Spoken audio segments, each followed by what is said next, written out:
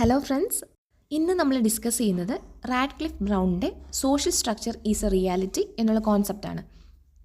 ആദ്യം നമുക്ക് റാഡ്ക്ലിഫ് ബ്രൗണിനെ കുറിച്ച് നോക്കാം. He was a British social anthropologist, അതുപോലെ തന്നെ one of the founders of structural functionalism. He gave first systematic explanation of social structure. Radcliffe Brown ഒരു ബ്രിട്ടീഷ് സോഷ്യൽ ആന്ത്രോപോളജിസ്റ്റ് ആയിരുന്നു. അതുപോലെ തന്നെ സ്ട്രക്ചറൽ ഫങ്ഷണലിസം കൊണ്ടുവന്നവരിൽ ഏറ്റവും പ്രമുഖനായിട്ടുള്ള ഒരാളായിരുന്നു അദ്ദേഹം. പിന്നെ ആദ്യമായിട്ട് സോഷ്യൽ സ്ട്രക്ചറിൻ്റെ ഒരു സിസ്റ്റമാറ്റിക് ആയിട്ടുള്ള എക്സ്പ്ലനേഷൻ കൊണ്ടുവന്നത് റാഡ്ക്ലിഫ് ബ്രൗൺ ആയിരുന്നു. നെക്സ്റ്റ് നമുക്ക് അദ്ദേഹത്തിൻ്റെ കോൺട്രിബ്യൂഷനിലോട്ട് കിടക്കാം. Social anthropology as a natural science. Radcliffe Brown was of the view that social anthropology is the theoretical natural science of society. അദ്ദേഹം വിശ്വസിച്ചിരുന്നത് സൊസൈറ്റിയുടെ നാച്ചുറൽ സയൻസാണ് സോഷ്യൽ ആന്ത്രോപോളജി എന്നാണ്. As biology studies living organisms and physics study matter, social anthropology studies human society using scientific methods. Biology living ഓർഗാനിസത്തെക്കുറിച്ച് പഠിക്കുന്ന പോലെ, physics മാറ്ററിനെ കുറിച്ച് പഠിക്കുന്ന പോലെ, സോഷ്യൽ ആന്ത്രോപോളജി ഹ്യൂമൻ സൊസൈറ്റിയെക്കുറിച്ചാണ് പഠിക്കുന്നതെന്ന് റാഡ്ക്ലിഫ് ബ്രൗൺ പറയുന്നു. എങ്ങനെ? Using scientific methods. Scientific methods ഉപയോഗിച്ച് ഹ്യൂമൻ സൊസൈറ്റിയെക്കുറിച്ചാണ് സോഷ്യൽ ആന്ത്രോപോളജിയിൽ നമ്മൾ പഠിക്കുന്നത്. നെക്സ്റ്റ് നമുക്ക് സോഷ്യൽ സ്ട്രക്ചർ എന്താണെന്ന് നോക്കാം. According to Radcliffe Brown, social structure is the orderly network of social relationship among persons, not simply collection of individuals. Radcliffe ബ്രൗണിൻ്റെ അഭിപ്രായത്തിൽ സമൂഹത്തിലുള്ള ആളുകളുടെ ബന്ധങ്ങളുടെ ഒരു നെറ്റ്വർക്കാണ് സോഷ്യൽ സ്ട്രക്ചർ. അല്ലാതെ ആളുകളുടെ ഒരു ഗ്രൂപ്പിനെ അല്ല നമ്മൾ സോഷ്യൽ സ്ട്രക്ചർ എന്ന് പറയുന്നത്. ഫാമിലി, വർക്ക്, പൊളിറ്റിക്സ്, റിലീജിയൻ, ഇവിടെയൊക്കെ നമുക്ക് ഈ സോഷ്യൽ റിലേഷൻഷിപ്പ് കാണാൻ സാധിക്കും. ഇനി നമ്മൾ ഡിസ്കസ് ചെയ്യുന്നത് ഇൻഡിവിജ്വൽ വേഴ്സസ് പേഴ്സൺ. ഇൻഡിവിജ്വൽ എന്ന് പറയുമ്പം അതൊരു ബയോളജിക്കൽ ഓർഗാനിസമാണ്. അവിടെ നമ്മൾ ഫോക്കസ് കൊടുക്കുന്നത് ഫിസിക്കൽ അല്ലെങ്കിൽ മെൻ്റൽ ക്യാരക്ടറിസ്റ്റിക്സിനാണ്. Example height, intelligence, personality etcetera. അതേസമയം പേഴ്സൺ എന്ന് പറയുന്നത് ഒരു സോഷ്യൽ ബീയിങ് ആണ്. ഈ പേഴ്സൺ പലതരത്തിലുള്ള പൊസിഷൻസും ഒക്കുപ്പൈ ചെയ്യും. എക്സാമ്പിൾസ് നോക്കുകയാണെങ്കിൽ ഫാദർ, ടീച്ചർ, സ്റ്റുഡൻറ്റ്, സിറ്റിസൺ, ഇതൊക്കെ ഓരോ പൊസിഷൻസാണ്. അപ്പം ഈ പൊസിഷൻ ഒക്കുപ്പൈ ചെയ്യുന്ന ആളെയാണ് നമ്മൾ പേഴ്സൺ എന്ന് പറയുന്നത്. These positions connect A person with others through social relationship. ഈ പൊസിഷൻസാണ് ഒരാളെ സമൂഹത്തിലുള്ള വേറെ ആൾക്കാരുമായിട്ട് കണക്ട് ചെയ്യുന്നത്. അങ്ങനെയാണ് സോഷ്യൽ റിലേഷൻഷിപ്പ് ഉണ്ടാകുന്നത്. അതുകൊണ്ട് തന്നെ സോഷ്യോളജി പഠിക്കുന്നത് പേഴ്സണെ കുറിച്ചാണ്. നെക്സ്റ്റ് നമ്മൾ കാണുന്നത് കണ്ടന്റ് ഓഫ് സോഷ്യൽ സ്ട്രക്ചറാണ്. First one, interpersonal relations. മനുഷ്യർ തമ്മിലുള്ള ഡയറക്റ്റ് റിലേഷൻഷിപ്പാണത്. For example father son, husband wife, teacher student etcetera. അടുത്തത് differentiation by roles. People occupy different social positions and perform different roles. ഓരോ പൊസിഷൻ അനുസരിച്ചും അവരുടെ റോള് പെർഫോം ചെയ്യുന്നു.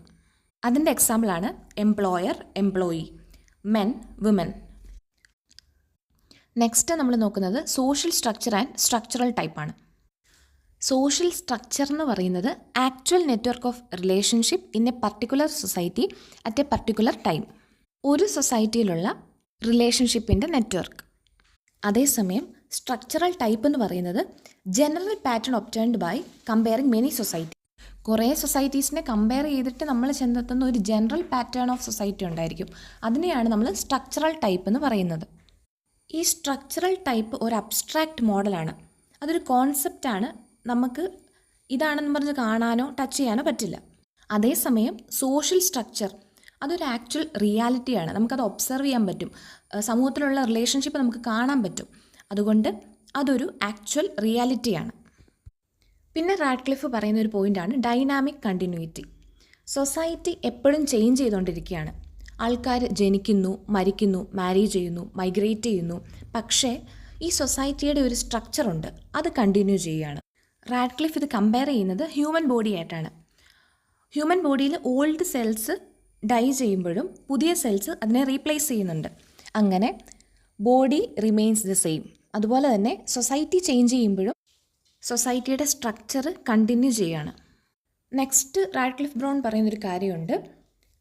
ഒരു സൊസൈറ്റി സ്റ്റഡി ചെയ്തിട്ട് തന്നെ നമുക്ക് ഹ്യൂമൻ സൊസൈറ്റിയെ എക്സ്പ്ലെയിൻ ചെയ്യാനായിട്ട് പറ്റത്തില്ല.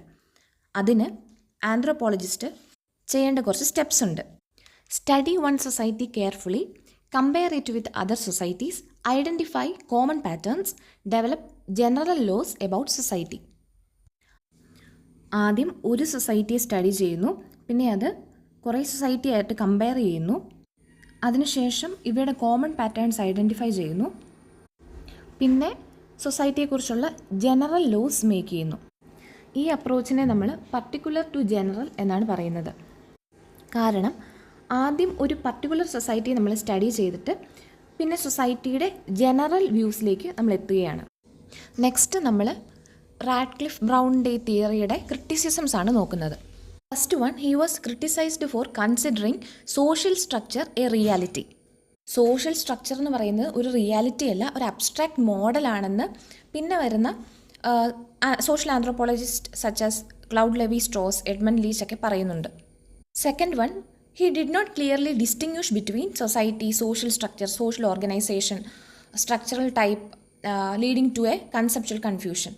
അദ്ദേഹം ഈ society, social structure, social organisation, structural type ഇതിനെയൊന്നും കൃത്യമായിട്ട് അദ്ദേഹം ഡിസ്റ്റിങ്വിഷ് ചെയ്യുന്നില്ല. Third one, over emphasis on stability, order and equilibrium and neglected conflict, social change and instability. അദ്ദേഹം സൊസൈറ്റിയിലുള്ള സ്റ്റെബിലിറ്റി, ഓർഡർ ഇതിനൊക്കെ എംഫസിസ് കൊടുക്കുന്നുണ്ട്. പക്ഷേ കോൺഫ്ലിക്റ്റ് അതുപോലെ സോഷ്യൽ ചേഞ്ച് ഒക്കെ ഉണ്ടാകുന്ന ഒരു അവസ്ഥ ഉണ്ടാകുന്നതിനെക്കുറിച്ച് കൃത്യമായിട്ട് അദ്ദേഹം പറയുന്നില്ല. റാഡ്ക്ലിഫ് ബ്രൗണിൻ്റെ social structure is a reality എന്ന തിയറിയാണ് നമ്മളിപ്പം കണ്ടത്. Thank you for watching. Have a nice day.